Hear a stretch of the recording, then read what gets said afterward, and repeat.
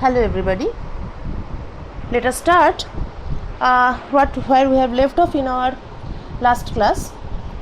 So in our last class we derived an expression for the entropy of an ideal gas, and the entropy of an ideal gas was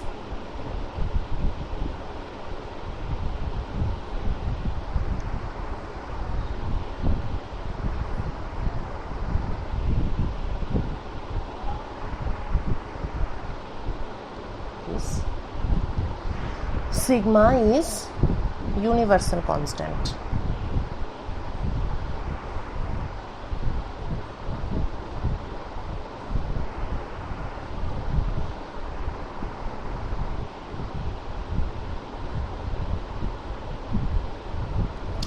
ওকে, এবং যে জিনিসটা মাথায় রাখতে হবে, এক্ষুনি লাগবে না কাজে, কিন্তু যেটা আমাদের মেন্টালি নোট রাখতে হবে সেটা হচ্ছে যে এই এন্ট্রপিটা বের করার সময় আমাদের অ্যাপ্রোচটা কী ছিল।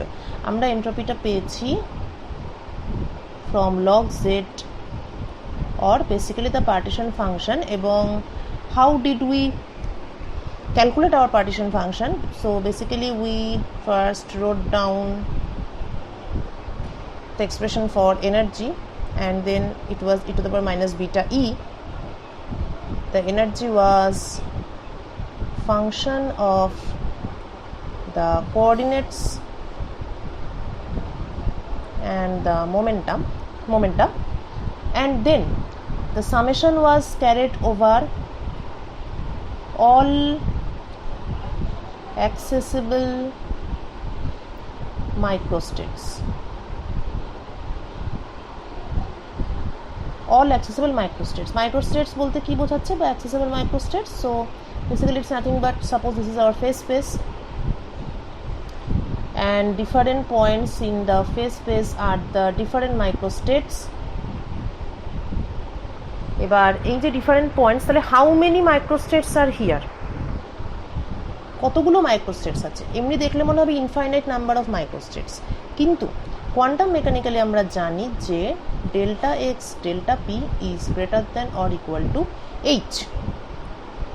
সুতরাং একটা মাইক্রোস্টেট বলতে বোঝায়, one microstate means a cell in phase space of volume H, যদি ওয়ান ডাইমেনশনাল প্রবলেম হয়। আর আমাদের ক্ষেত্রে it is 3n dimensional problem. So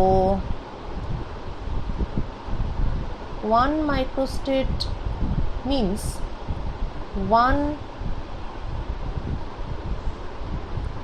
phase space cell of volume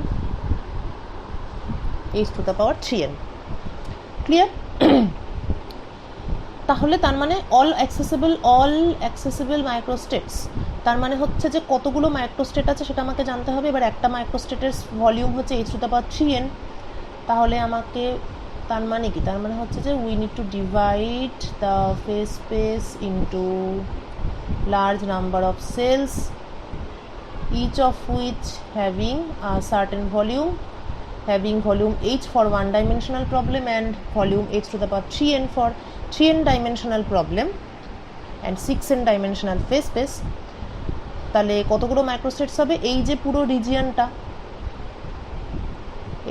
রিজিয়নটা তার যেটা area divided by phase space volume of the single cell. তাহলে the integration was over d3r1 d3r2 d3p1 divided by h to the power 3n integration. Please remember how we calculated our partition function, because later I will show you that the entropy is incorrect and partition function is also incorrect. আচ্ছা, কিভাবে একটু দেখি ব্যাপারটা তাহলে। ওকে, তো আমাদের এনট্রপিটা হচ্ছে কি, K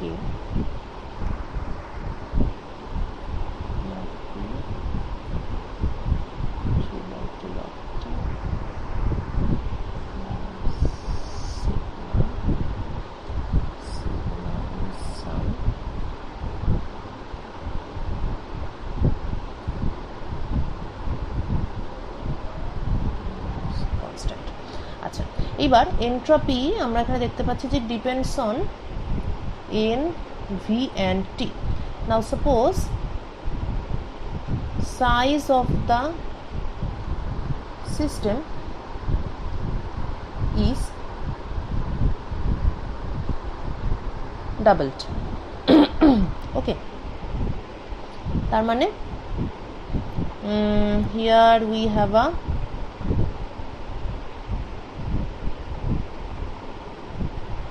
gas container.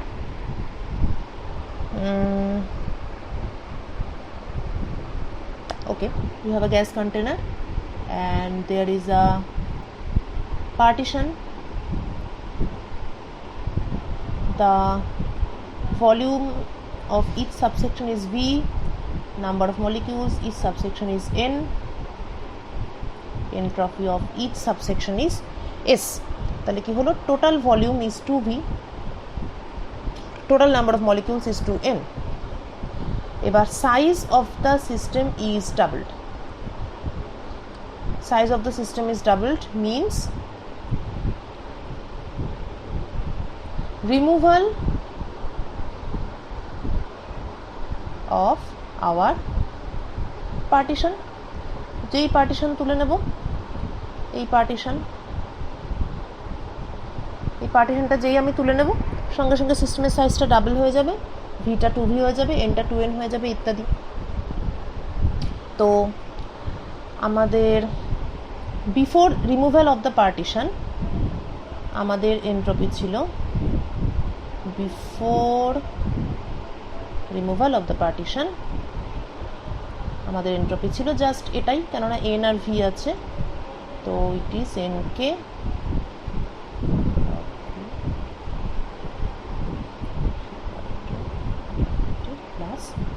Sigma. Sigma is universal constant এবং সিগমার মধ্যে কোনো রকম প্যারামিটারস নেই।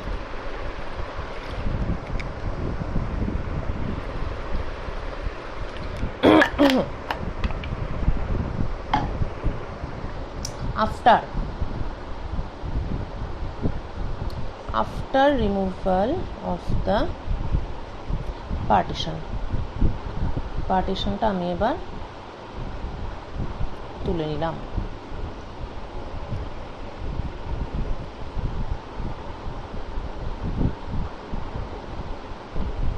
ওকে, সো যেই আমি পার্টিশনটা তুলে নিলাম তখন আমার নতুন এন্ট্রপিটা হবে 2N K 2V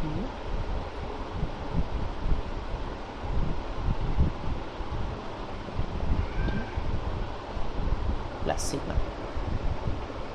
ক্লিয়ার? আচ্ছা, এইবার কথাটা হচ্ছে যে এখানে তো আগে পরে সিস্টেমটা কিন্তু আগে পরে জাস্ট কিছু চেঞ্জ হয়নি, ঠিক আছে? পার্টিশন একটা ছিল, পার্টিশন তুলে দিয়েছি, তাহলে এই যে removal of partition, this is a reversible process.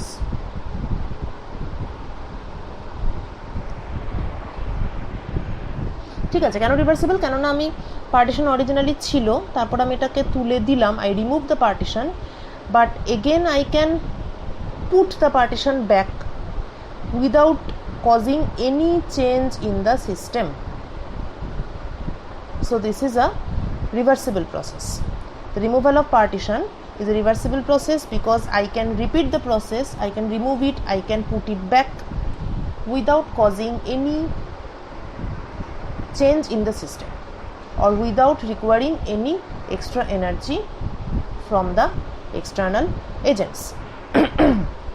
Since this is a completely reversible process, so total entropy before and total entropy after must be same.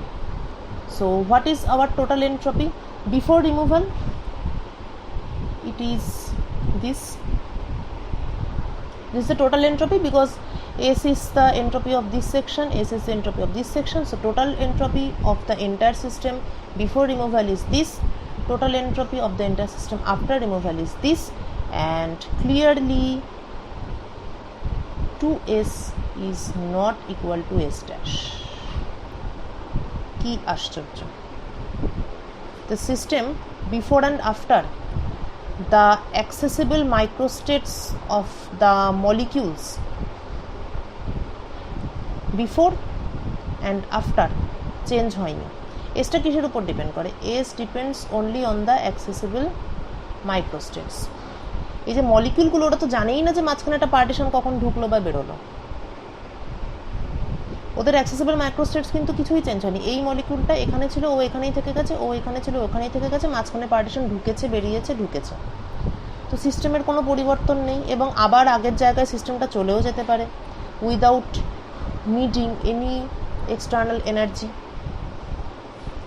তা সত্ত্বেও কিন্তু এন্ট্রপিটা বিফোর অ্যান্ড আফটার একই হলো না, বা সোজা কথায় বলতে গেলে entropy here is not an extensive parameter. Extensive parameter মানে কি? এক্সটেন্সিভ প্যারামিটার মানে হচ্ছে আমাদের এন্ট্রপিটা তো is a function of V and N. Thermodynamically আমরা জানি যে এন্ট্রপি হচ্ছে এক্সটেন্সিভ প্যারামিটার, অর্থাৎ যদি প্রত্যেকটা সাইজ রিলেটেড প্যারামিটারকে আলফা দিয়ে মাল্টিপ্লাই করি আমি, if the size of the system is multiplied by alpha, then entropy also should be larger by a factor of alpha. এটাই হচ্ছে, this is the condition for extensive thermodynamic quantity.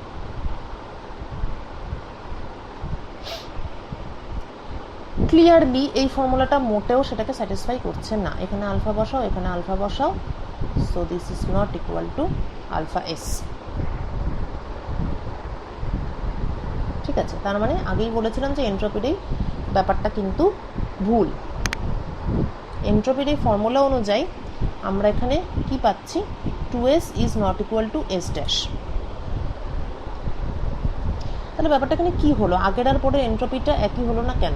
তাহলে entropy before and after, এবার আমরা দেখেছি এই যে আগের আর পরের এন্ট্রপি যে একই হলো না, সেটার ফিজিক্যাল সিগনিফিকেন্সটা কি?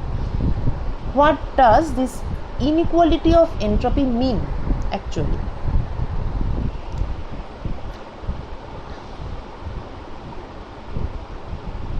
এন্ট্রপি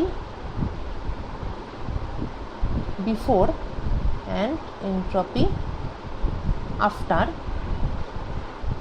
এরা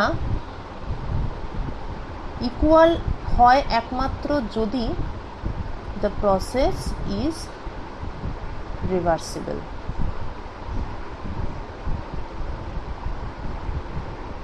যদি সিস্টেমকে বারে বারে আগের জায়গায় নিয়ে যাওয়া যায়, তাহলেই entropy before and after equal হয়। আর ইকুয়াল কখন হয় না? If the process is irreversible. Irreversible হলে কিন্তু এন্ট্রপি আর ইকুয়াল হবে না। তাহলে আমরা আগের এক্সাম্পলটাতে আমরা কি দেখলাম? যে এই যে প্রসেসটা, তার মানে আমি গ্যাস কন্টেনার আছে, পার্টিশন দিলাম, আবার পার্টিশন তুলে নিলাম, তাতে এন্ট্রপিটা ইনইকুয়াল হচ্ছে। ফিজিক্যালি ভাবতে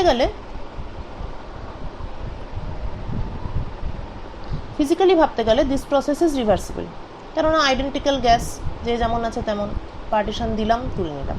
ফিজিক্যালি ভাবতে গেলে, so this process physically, if we think,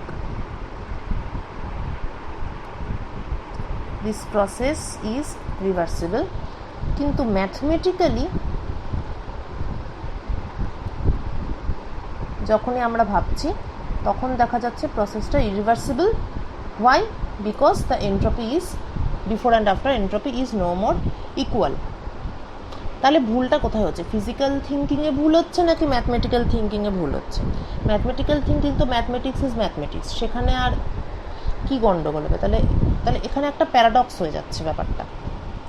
physically ভাবলেও এটা এতটাই কমন সেন্স যে ভুল হওয়ার কোনো চান্স নেই, ম্যাথমেটিক্যালিও একটা যোগ বিয়োগ গুণই করেছি, আর তো কিছু করিনি। তাহলে there is a clash between physical thinking and mathematical thinking. This is a paradox famous by the name of Gibbs. This is the famous Gibbs paradox. আচ্ছা, তাহলে গন্ডগোলটা এখানে হচ্ছে যে ম্যাথমেটিক্যালি প্রসেসটা ইররিভার্সিবল হয়ে যাচ্ছে। এবার একটুখানি ভাবি যে কখন এই প্রসেসটা পার্টিশন দেওয়া এবং উঠিয়ে নেওয়া, when this process can be irreversible actually, এটা তখনই ইররিভার্সিবল হতে পারে যদি লেফট হ্যান্ড সাইডের গ্যাস আর রাইট হ্যান্ড সাইডের গ্যাস আলাদা হয়। পার্টিশন ছিল, on the left hand side we had nitrogen, on the right hand side we had hydrogen, and then I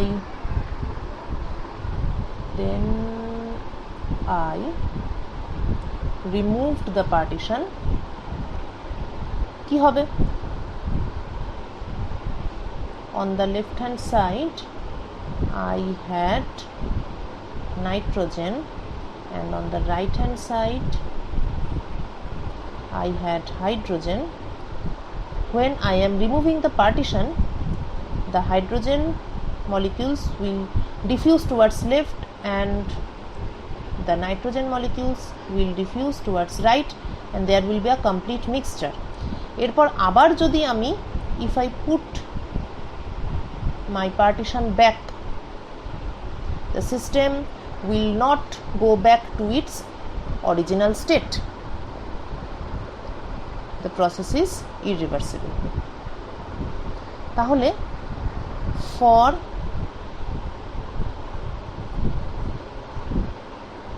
identical gas it is reversible, for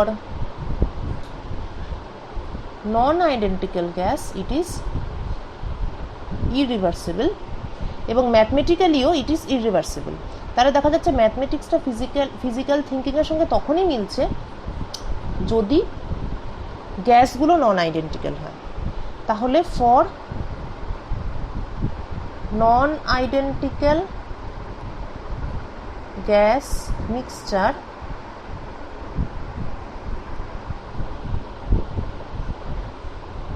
there is no paradox.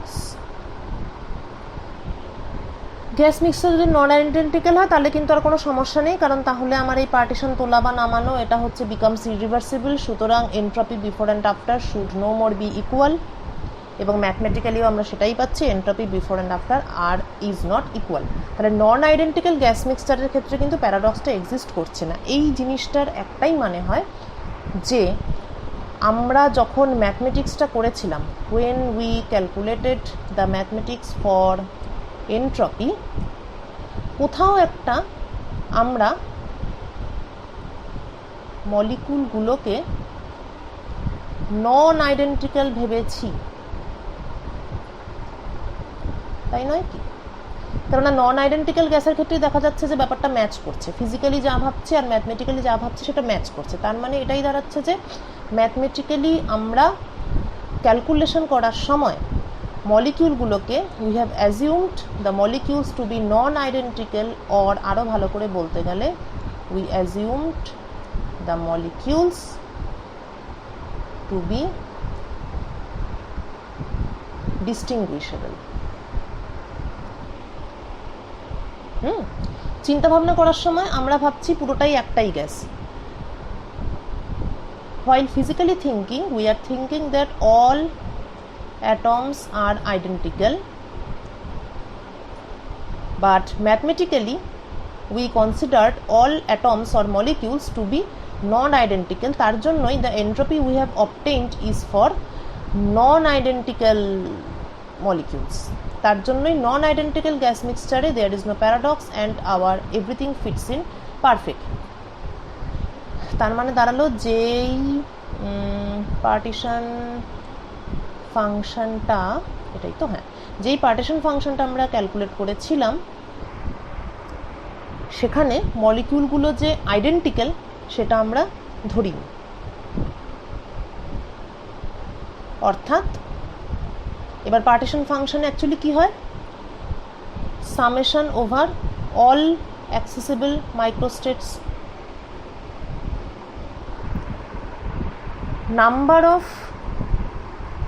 মাইক্রোস্টেটস, তাই তো? এই যে red letter এরিয়াটা কি, number of মাইক্রোস্টেটস।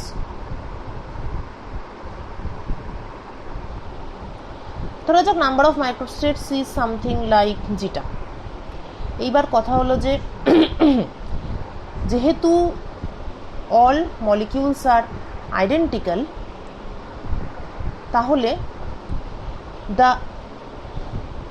এটা হচ্ছে আমরা use করেছিলাম, কিন্তু the real number of microstates should be zeta divided by n factorial. কেননা the molecules are identical, so even if the molecules change their position, the microstates should remain same. বোঝা গেল? এই যে মলিকুলের পজিশনগুলো আমরা বলছি না, R1 R2 Rn, তার মানে কি? তার মানে ফার্স্ট মলিকুল R1 এ আছে, সেকেন্ড মলিকুল R2 তে আছে। এবার কথাটা হচ্ছে যে যদি ফার্স্ট মলিকুল R2 তে চলে যায় আর সেকেন্ড মলিকুল R1 এ চলে যায়, if molecule 1 goes to R2 and molecule 2 goes to R1, the partition function should remain same. তার মানে কি? তার মানে আমাদের এখানে অনেক বেশি ধরা হয়ে গেছে। We have considered different microstates for different permutations. That should not be the case. আমরা মাইক্রোস্টেটের সংখ্যাটা, the number of microstates, এটা আমাদের অনেক বেশি ধরা হয়ে গেছে। যদি পার্টিকেলগুলো ইন্টারচেঞ্জও করে, যদি R1 R2টা যদি নিজেদের মধ্যে ইন্টারচেঞ্জ হয়, তাহলেও তো পার্টিশন ফাংশন একই থাকবে এবং নাম্বার অফ মাইক্রোস্টেটসও একই থাকবে। তাহলে zeta, this is not the actual number of microstates. The actual number of microstates is much smaller. It is smaller by a factor n factorial. বোঝা গেছে কি? এই জায়গাটাই হচ্ছে most crucial part of our argument. যেহেতু মলিকিউলগুলো identical, সুতরাং ওরা নিজেদের মধ্যে পজিশন এক্সচেঞ্জ করলেও মাইক্রোস্টেটস একই থাকে। এই 1টা R1 এ থাকলে আর 2টা R2 তে থাকলে যেই মাইক্রোস্টেট, 2টা R1 আর 1টা R2 তে গেলেও সেই একই মাইক্রোস্টেট। কিন্তু here we have considered, unfortunately, here in our original calculation we have considered one microstate for first molecule in R1, second in R2, and a different microstate for first molecule in R2 and second molecule in R1. ভুলটা এখানেই হয়েছে। নিজেদের মধ্যে যে interchange হচ্ছে, আমরা অন্য একটা মাইক্রোস্টেট ধরে নিচ্ছি, ডিফারেন্ট মাইক্রোস্টেটস হচ্ছে, কিন্তু সেটা তো ঠিক নয়। এটা যা মাইক্রোস্টেট, এটাও সেই একই microstate, they are the same microstate. So therefore we need to divide it by possible number of permutations which is n factorial. ব্যাস, জাস্ট এই জিনিসটাই পার্টিশন ফাংশনে ঢুকিয়ে দিলে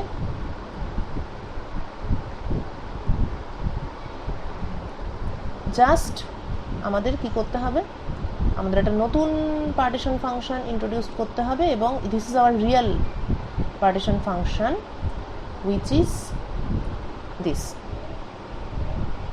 তাহলে log z dash is log z dash minus log n factorial and is minus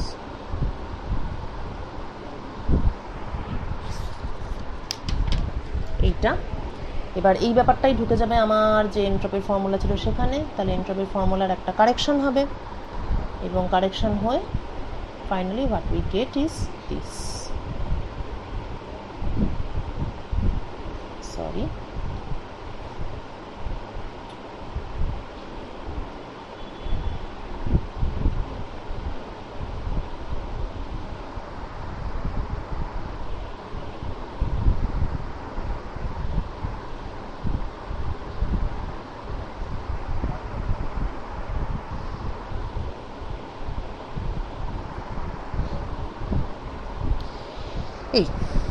এইবার কিন্তু দেখা যাবে যে things will fit in very sweetly.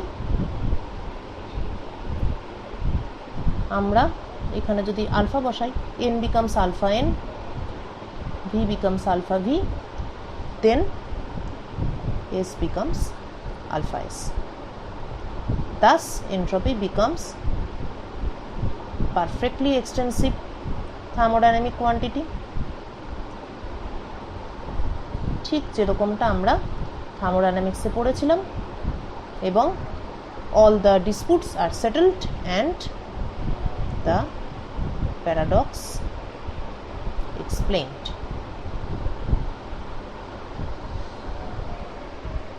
Okay, so more complicated theories to be followed in my next lecture.